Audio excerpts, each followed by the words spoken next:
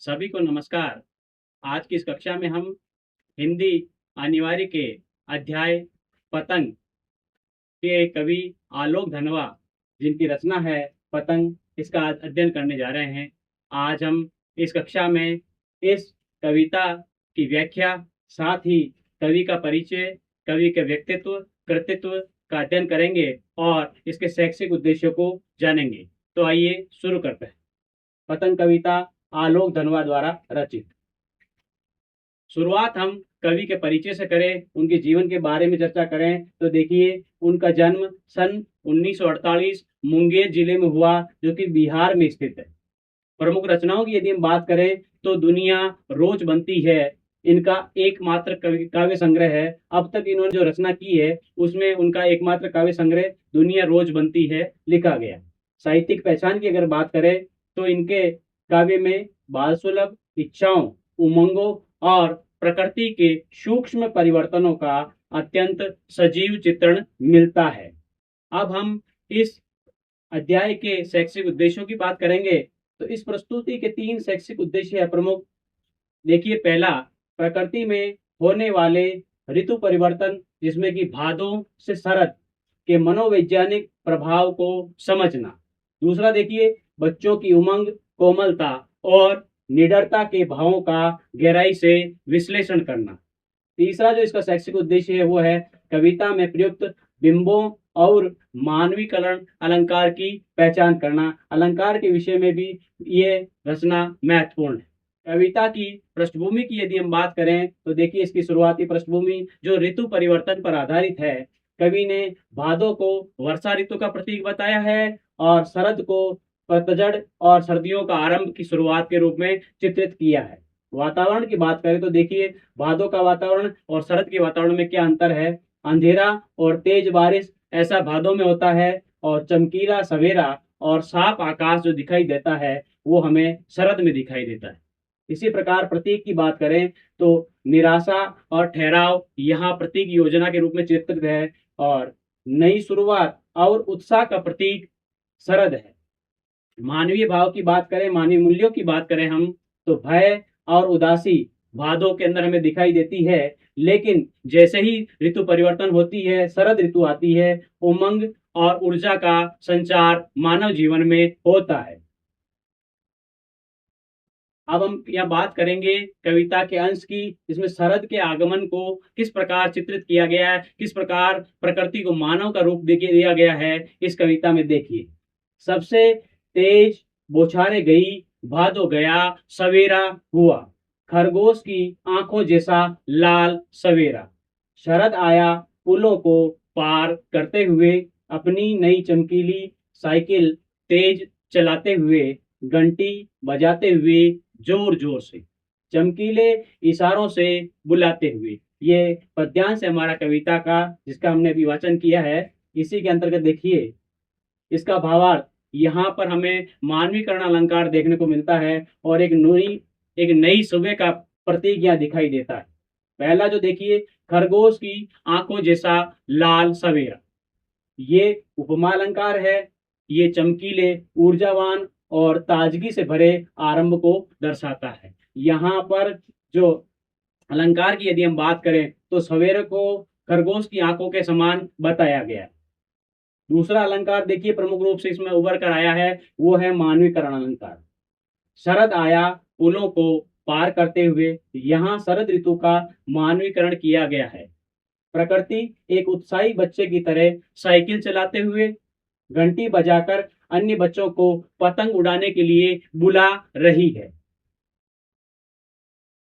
अगला काव्यांश देखिए, पतंग की दुनिया के बारे में, कि पतंग उड़ाने वाले बच्चों के झुंड को चमकीले इशारों से बुलाते हुए, आकाश को इतना मुलायम बनाते हुए कि पतंग ऊपर उड़ सके, दुनिया की सबसे हल्की और रंगीन चीज उड़ सके, दुनिया का सबसे पतला कागज उड़ सके, बांस की सबसे पतली कमानी उड़ सके, कि शुरू हो सके सीटियां, किलकारियां और तितलियों की इतनी नाजुक दुनिया।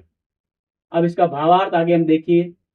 भावार्थ की बात करें तो हम दुनिया की सबसे हल्की चीज पतंग को बताया गया है। कारण देखिए, आकाश का मुलायम होना प्रकृति का अनुकूल होना है, मनुष्य क्या उसकी परिस्थितियों के अनुसार आगे बढ़ना, ये इसका प्रतीक है। इसके बाद इसकी क्रिया देखिए, दुनिया की सबसे हल्की, रंगीन और पतले कागज को आसमान में उड़ने की बात यहाँ कही गई। परिणाम देखिए, बच्चों की सीटियां, किलकारियां और तितलियों जैसी नाजुक बाल सुलभ दुनिया का निर्माण होना यहाँ दिखाया गया है। इसी प्रकार अगला कैनवास देखिए, बच्चों की कोमलता के बारे में है। जन्म से ही वे अपने साथ लाते हैं कपास, पृथ्वी घूमती हुई आती है उनके बेचैन पैरों के पास, जब वे दौड़ते हैं बेशुद्ध। भावार्थ, पृथ्वी और बेचैन पैर दोनों में देखिए किस प्रकार से एक दूसरे का सामंजस्य दिखाया गया है। कपास के बारे में चर्चा करें हम, तो ये बच्चों की असीम कोमलता, निर्मलता, हल्केपन और चोट सहने की अद्भुत क्षमता का प्रतीक है। इसी प्रकार पृथ्वी के घूमने की बात करें तो बच्चों के भीतर इतनी ऊर्जा और गति है कि उन्हें पृथ्वी के पास नहीं जाना पड़ता, बल्कि ऐसा प्रतीत होता है कि मानो स्वयं पृथ्वी उनके बेचैन पैरों के पास में आई है और घूमती हुई आ रही है। छतों पर दौड़, छतों को भी नरम बनाते हुए, दिशाओं को मृदंग की तरह बजाते हुए, जब वे पेंग भरते हुए चले आते हैं डाल की तरह लचीले वेग से। अक्सर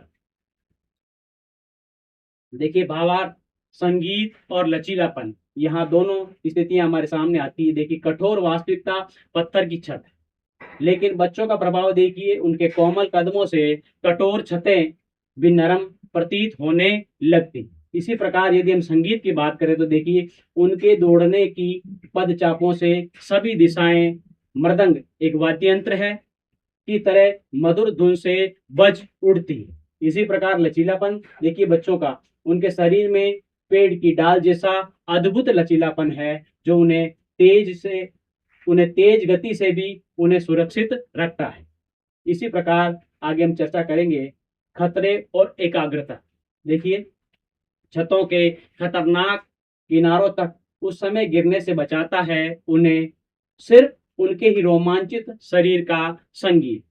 पतंगों की धड़कती ऊंचाइयां उन्हें थाम लेती है महज एक धागे के सहारे। पतंगों के साथ साथ वे भी उड़ रहे हैं अपने रंध्रों के सहारे। अब देखिए इसका भावार्थ, रोमांचित शरीर का संगीत, उड़ान और बचाव और खतरा, इन तीन रूपों में इनको पूरे घटनाक्रम को समझाया गया है। देखिए किस प्रकार उड़ान, बच्चे केवल पतंग नहीं उड़ा रहे हैं, वे पतंगों की डोर महज एक धागे के सहारे से जुड़ करके अपनी असीमित कल्पनाओं और सपनों की ऊंचाइयों में स्वयं उड़ रहे हैं। बचाव देखिए, उनका अपना रोमांच, एकाग्रता और शरीर का लयबद्ध संगीत उन्हें गिरने से बचाता है। इसी प्रकार देखिए खतरा, छतों के किनारे गिरने का भय पैदा करते हैं। तीनों रूपों में हमने देखा, उड़ान, बचाव और खतरे के रूप। कविता के मूल भाव की बात करें तो देखिए, ये कविता बच्चों की असीम इच्छाओं, उनके सतरंगी सपनों और प्रकृति के साथ उनके गहरे जुड़ाव का सुंदर वर्णन करती है। पतंग यहाँ बच्चों की रंग बिरंगी कल्पनाओं का प्रतीक है, जिसके सहारे वे आसमान की अनंत ऊंचाइयों को छूना चाहते हैं। बालपन की बात की है कवि ने कि बालक का मन पतंग की तरह है और वो निर्बाध रूप से अंतरिक्ष में ऊंचा से ऊंचाइयों की ओर उड़ना चाहता है। अब हम इसके काव्य सौंदर्य की बात करेंगे। और काव्य सौंदर्य देखिए, कविता की भाषा शैली इस प्रकार की है। कविता में अत्यंत सहज, सरल और दृश्य प्रधान और प्रवाहपूर्ण खड़ी बोली हिंदी का प्रयोग हुआ है। इसी प्रकार अलंकारों की बात करें तो मानवीकरण अलंकार का प्रयोग हुआ है। उपमा और अनुप्रास, ये अलंकार मुख्य रूप से हमें इस कविता में दिखाई देते हैं। मानवीकरण का रूप शरद आया के रूप में हमारे सामने आता है। इसी प्रकार उपमा है खरगोश की आंखों जैसा लाल सवेरा। इसी प्रकार अनुप्रास की बात करें तो चमकीली साइकिल चलाते हुए, घंटी बजाते हुए। अब देखिए मूल संकेत, इसमें जो मूल संदेश ये है कि ये कविता मात्र पतंगबाजी का वर्णन नहीं है, ये बाल सुलभ इच्छाओं, अदम्य साहस, निडरता और बच्चों के सपनों की असीमित उड़ान का सुंदर और जीवंत चित्रण है। देखिए, सबसे तेज बौछारे गई, भादो गया, सवेरा हुआ, खरगोश की आंखों जैसा लाल सवेरा। अब यहाँ पर देखिए किस प्रकार से ऋतु परिवर्तन को मानवीकरण रूप दिया है। शरद ऋतु का आगमन और प्रकाश का फैलना दोनों को एक साथ कवि ने अपनी कविता में प्रस्तुत किया है। शीत ऋतु का आगमन और प्रकाश अंधेरे और भारी बारिश के महीनों में, जो भादो का महीना है जिसमें तेज बरसात होती है, की विदाई हो रही है। इसके बाद शरद ऋतु का सवेरा होता है, जिसे कवि ने खरगोश की आंखों जैसा लाल और चमकीला बताया है। ये प्रकृति में एक नई ऊर्जा का प्रतीक भी है। शरद का उल्लास भरा बुलावा देखिए किस प्रकार से दिखाई देता है। यहाँ शरद ऋतु का एक सुंदर मानवीकरण रूप दिया गया है। पहला साइकिल चलाना, दूसरा घंटी बजाना और तीसरा चमकीले इशारे करना, ये प्रकृति का मानवीकरण रूप है। साइकिल चलाना, वे अपनी नई चमकीली साइकिल तेज चलाते हुए पुलों को पार करता है। इसी प्रकार देखिए घंटी बजाना, वे जोर जोर से घंटी बजाते हुए आता है। इसी रूप में देखिए चमकीले इशारे, वे पतंग उड़ाने वाले बच्चों के झुंड को अपने चमकीले इशारों से अपनी ओर आकर्षित करता है, उन्हें अपनी ओर बुलाता है। आकाश की कोमलता की हम बात करें इस कविता में, तो शरद ऋतु ने आकाश को इतना मुलायम, साफ और सुहावना बना दिया है। या कोमल बनाने से तात्पर्य है कि हल्की से हल्की चीज भी आसमान में उड़ सके। दुनिया की सबसे हल्की चीज और रंगीन चीज उड़ सके, यहाँ पतंग को संसार की सबसे हल्की और रंगीन चीज बताया। इसी प्रकार दुनिया का सबसे पतला कागज और बांस की सबसे पतली कमानी उड़ सके पतंग के रूप में। बच्चों की सीटियां, किलकारियां, गूंजे और तितलियों की नाजुक दुनिया का शोर हो सके, इससे बालक का मन प्रफुल्लित हो, आनंदमय हो।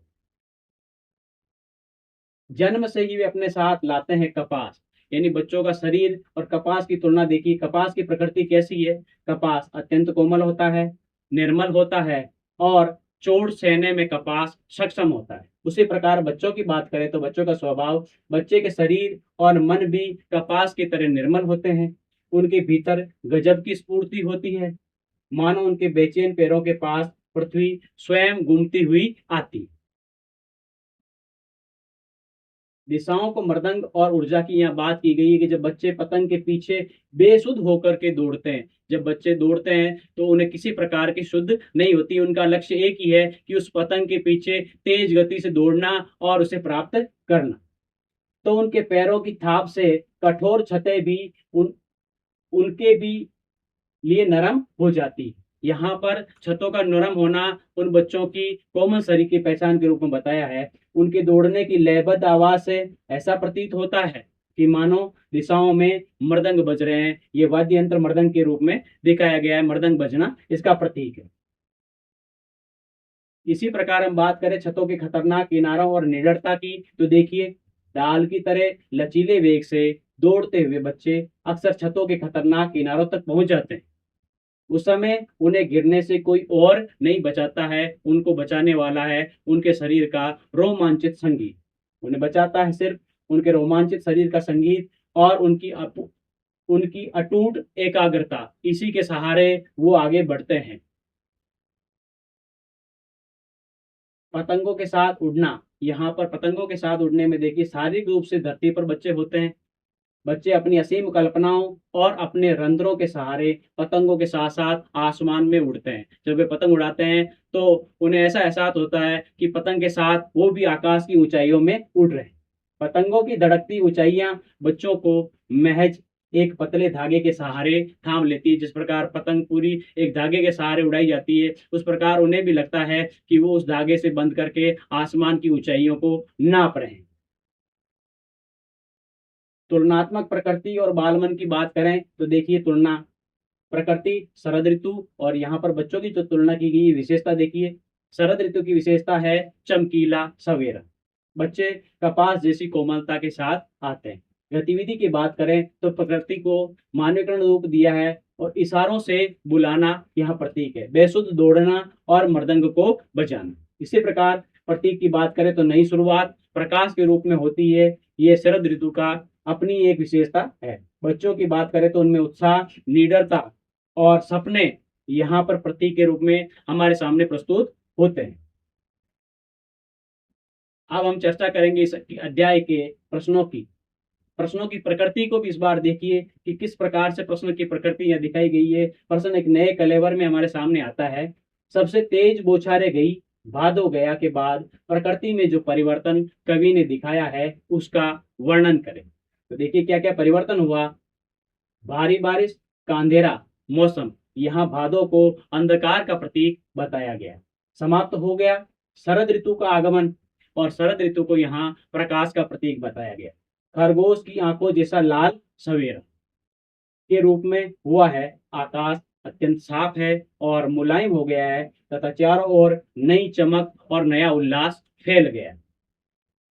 इसी प्रकार हम चर्चा करेंगे इसके दूसरे प्रश्न की। पतंगों के साथ साथ बच्चे कैसे उड़ रहे हैं। यहाँ पर हम बात करें, दोनों में तुलनात्मक रूप में दर्शाया गया है कि पतंग उड़ रही है और उसके साथ बच्चे भी उड़ रहे हैं, ऐसा कविता में बताया। तो देखिए, पतंग उड़ाते समय बच्चों का मन और उनकी कल्पनाएं आसमान में ऊंची उड़ान भरती है। उनका रोमांचित शरीर और आत्मा पतंग की गति के साथ जुड़ जाते हैं, मानो वे स्वयं हवा में तैर रहे हैं। ऐसा उनको महसूस होता है कि वो पतंग नहीं उड़ा रहे हैं बल्कि पतंग के साथ आसमान की ऊंचाइयों में स्वयं भी उड़ रहे हैं। इस कविता के निष्कर्ष की बात करें तो पतंग कविता हमें ये सिखाती है कि बच्चों का उत्साह, उनकी निडरता और उनकी ऊर्जा असीमित होती है। इसी प्रकार प्रकृति भी उनके सतरंगी सपनों को उड़ान देने के लिए अपना सबसे सुंदर और मुलायम रूप धारण कर लेती है। आज की इस कक्षा में हमने अध्ययन किया पतंग कविता का, उसके मूल भाव का, उसके भावार्थ का, और साथ ही उसकी व्याख्या भी हमने की, और पतंग कविता के प्रश्नोत्तर भी हमने हल किए। साथ ही हमने जाना आलोक धनवा के व्यक्तित्व के बारे में, उनके कृतित्व के बारे में और उनकी रचनाओं के बारे में। धन्यवाद।